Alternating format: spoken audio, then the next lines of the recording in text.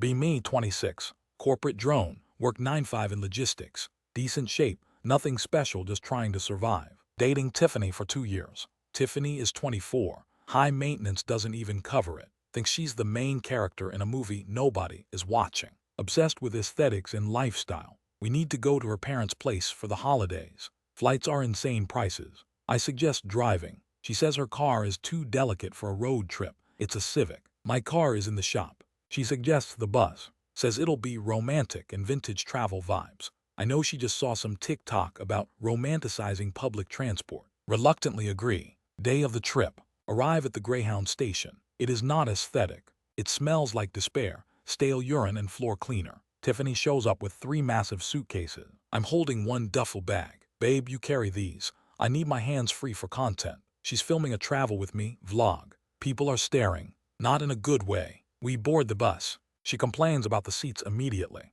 Yo, is that a stain? Can we switch? Bus is full. We cannot switch. She makes me put my jacket on her seat so she doesn't touch the fabric. I freeze for 4 hours. She falls asleep with her noise-canceling headphones. I stare out the window at the Greyhound. Bus engine starts making a sound like a dying blender. Driver pulls over in the middle of nowhere. Rust Belt town population, 0. Bus is dead. Driver yells, everyone off, replacement coming in 4 hours. It is 9 p.m. It is snowing. We are dumped at a tiny, decrepit transfer station. Fluorescent lights buzzing like angry hornets. Vending machine is half empty. One bathroom door doesn't lock. Tiffany wakes up and realizes the vintage vibe is now a survival horror game. Full meltdown mode initiated. Are you kidding me? I can't stay here. It smells like poor people. She literally says this out loud. I cringe so hard I almost implode. Try to calm her down. It's okay, Tiff. Let's just find a spot and wait. She demands I call an Uber. Open app.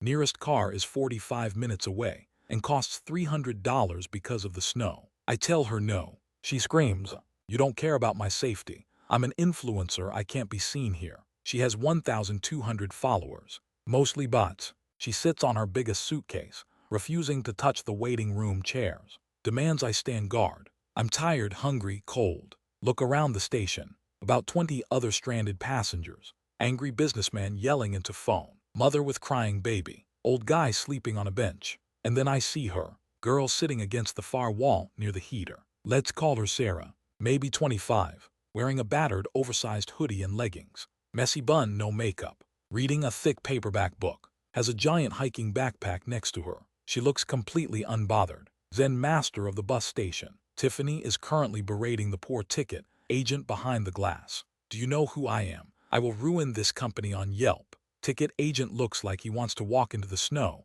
and never return. I walk over, grab Tiffany's arm. Stop it, it's not his fault. She rips her arm away. Don't touch me. You're supposed to be defending me. She goes back to filming herself crying for her story. Caption, stranded, boyfriend useless, send help. I walk away. Need space before I say something I can't take back. Lean against the wall near the heater, close to Sarah. She looks up from her book. Blue eyes, tired but kind. She offers a small smile. Not a flirtatious smile, just a humanity is suffering, solidarity smile. Rough night, she asks. Voice is quiet, raspy. Understatement of the year, I say. She reaches into her backpack, pulls out a thermos. Peppermint tea, it's hot. I hesitate. Tiffany is across the room, aggressively typing on her phone, probably texting her besties about how trash I am. I take the thermos cap. Thanks, you're a lifesaver. It's warm, tastes like heaven. We start talking. Sarah is a nurse, heading home to visit her dad, who just had surgery. She's used to long shifts and chaos.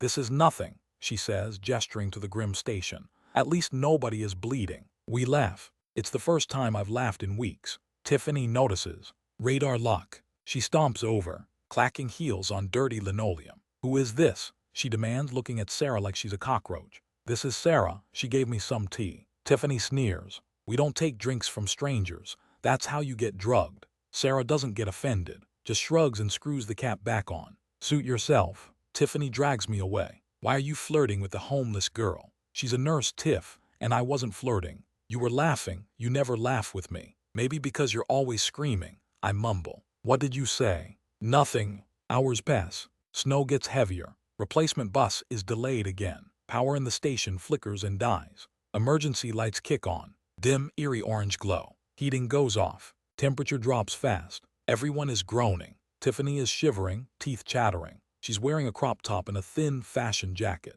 I give her my coat. I'm freezing in just a t-shirt. She doesn't say thank you, just complains that my coat smells like old bus. I sit on the floor, hugging my knees for warmth. Sarah walks over. She's wearing a heavy parka now. She creates a little camp setup, pulls a spare wool blanket out of her hiking bag, looks at me shivering, looks at Tiffany scrolling on her phone, battery 10%, ignoring me. Sarah hands me the blanket. Take it, I have layers. I look at Tiffany. She doesn't even look up. I take the blanket. Thank you, seriously. Sarah sits down next to me on the floor, keeping a respectful distance. We talk in the dark. She asks about my job, my life. Actually listens. Doesn't interrupt to check notifications. Doesn't ask to take a selfie. She tells me about her dad, about how she loves hiking, how she likes the quiet of snowstorms. It feels easy, like breathing fresh air after being underwater. Tiffany's phone dies. The scream she lets out pierces the darkness. My phone, I didn't post the update. She turns to me.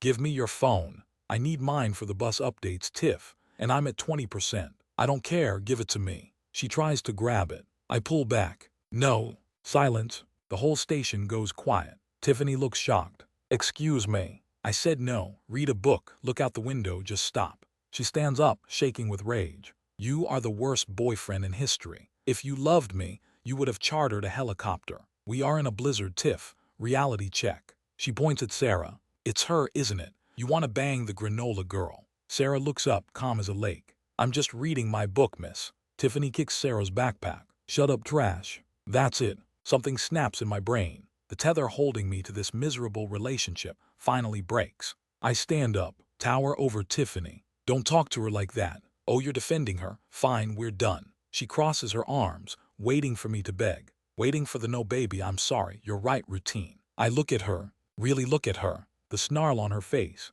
The entitlement. The absolute void where her empathy should be. Okay, I say. She blinks. What? Okay, we're done, you're right. I can't afford your lifestyle and I'm tired of trying. I take my coat back from her shoulders. She gasps. You can't leave me here freezing. You have 3 suitcases full of clothes. Put something on. I sit back down next to Sarah. Wrap the wool blanket around myself. Tiffany stands there for a full minute, mouth open. Then she storms off to the other side of the room. Starts crying loudly, hoping for an audience. Nobody cares. Everyone is too cold and tired. Sarah looks at me, eyebrows raised. You okay? I feel amazing, I whisper. Good, she says. She reaches into her bag again, pulls out a bag of trail mix. Celebrate with some peanuts. We eat trail mix in the dark. Talk until morning. Sun comes up. Storm clears. Replacement bus finally arrives at 8 a.m. Driver opens the doors. Tiffany pushes past everyone to get on first. Doesn't even look at me. I let Sarah go ahead of me. I help her with her heavy backpack. She saves me a seat next to her. Not next to Tiffany. Tiffany is sitting in the front, glaring back at us. I don't care. Spend the next 6 hours talking to Sarah. Learn her favorite movies, her fears, her dreams. Bus arrives at destination. We get off. Tiffany is waiting by the luggage bay, expecting me to carry her 3 suitcases. I grab my duffel bag. Walk right past her. Hey, she yells. My bags. Not my job anymore, I say over my shoulder. Walk to the pickup curb with Sarah. Her dad is there to pick her up. She turns to me. So, weird way to meet. The weirdest. Do you want to get coffee sometime, when we aren't stranded in a blizzard? She hands me a slip of paper with her number. Handwriting is neat. I smile. I'd love that. She leaves. I watch her car drive away. Turn around to see Tiffany struggling to drag 3 suitcases at once. A wheel breaks on one. She screams at the sky. I call an Uber for myself. Ride home in silence. Best silence of my life. Fast forward 3 months. Dating Sarah. It's different. We go for walks. We cook dinner together. We read on the couch. No cameras, no angles, no hashtags. Just living. She likes me for me, not for what I can buy or carry. One night cooking pasta. Phone buzzes. Instagram DM. It's Tiffany. Unblocked me apparently. Long paragraph. Hey, I've been thinking about us. I was under a lot of stress that night. I forgive you for abandoning me. I'm willing to give us another shot if you apologize properly. I laugh out loud. Sarah looks over from the stove. What's funny? Old joke, I say. Show her the message. Sarah reads it. Smiles that same calm smile from the bus station. She still doesn't get it, does she? Nope. I type back. New phone, who dis? Block. Put phone down. Go back to stirring the sauce. Sarah hugs me from behind. Warm, real. Outside it's raining, but inside everything is finally quiet. Life is good.